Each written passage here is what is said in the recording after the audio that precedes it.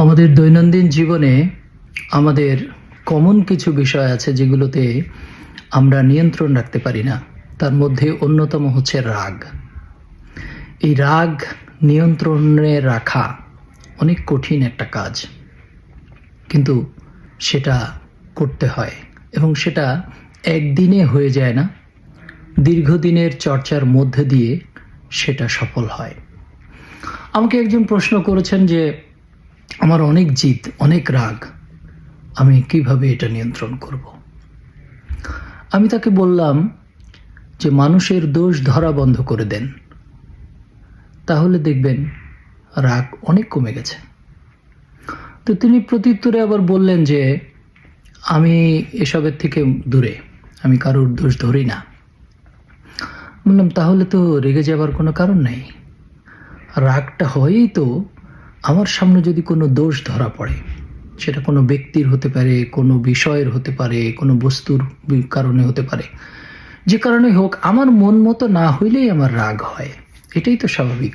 তো যদি আমি আমার এই মনকে এইভাবে কন্ট্রোল করতে পারি যে যা হবার তাই হয়েছে, হয়তো ভালোর জন্যই হয়েছে, অর্থাৎ প্রতিটা মুহূর্তে মানুষকে ক্ষমা করে দিতে পারলেই দেখবেন রাগ নাই। কিন্তু এই কথাটা আমি বলছি, আমার ক্ষেত্রেও অনেক সময় আমি রাগ নিয়ন্ত্রণ করতে পারি না, এবং সেটা হচ্ছে এই পৃথিবীর কোনো মানুষের প্রতি, কোনো বিষয়ের প্রতি, কোনো অবস্থার মধ্যে দিয়ে আমি রাগি না। আমি একটা মাত্র জায়গায় রেগে যাই, সেটা হচ্ছে আমার বউয়ের সাথে।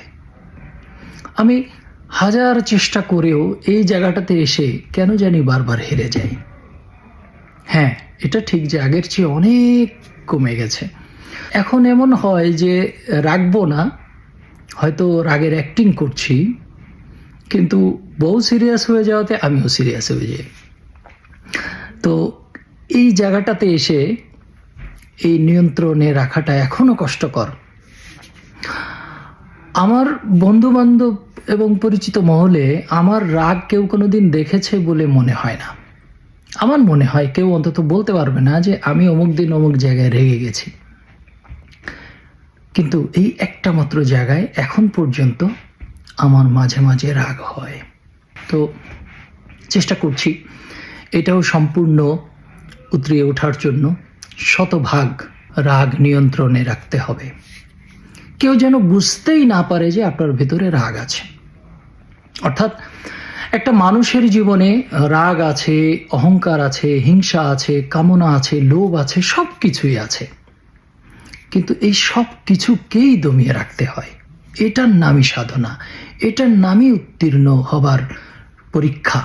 এবং এই পরীক্ষায় উত্তীর্ণ হতে পারলেই তবেই আপনি যা বলবেন তাই হবে, যা চাইবেন তাই হবে।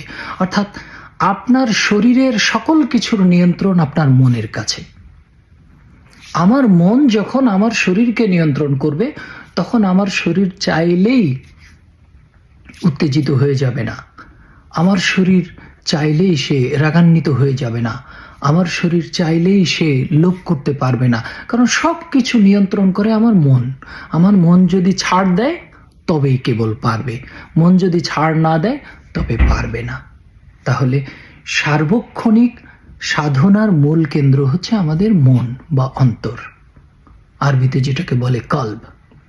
এই কল্বকে নিয়ন্ত্রণ করতে পারলেই আমার রাগ, আমার হিংসা, আমার অহংকার, আমার কামনা, আমার ঘৃণা, সকল কিছু নিয়ন্ত্রণে থাকবে।